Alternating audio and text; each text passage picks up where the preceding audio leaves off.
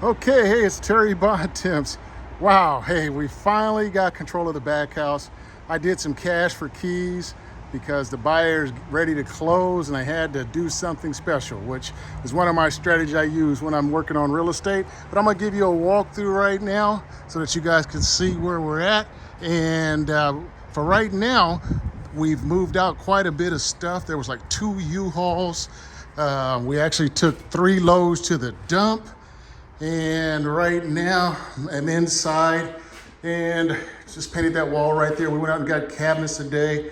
Of course, it didn't look like this. It was packed, you guys. It was nuts, crazy, just like the front house. And I think they were all relatives, but I want to show you this is about 850 square feet. Got a nice little laundry room right here. And still some work that needs to be done.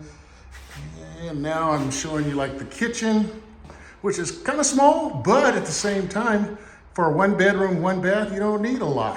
Look at that living room there. Living room, dining area here. And now I'm gonna show you the bedroom. Tenant tried to paint, had no skills at all. I'm like, wow, didn't even ask, but you know, it is what it is. And a little closet to go with it. And I'll show you the bathroom, and that's pretty much it. I'm only gonna show you 2 videos this time.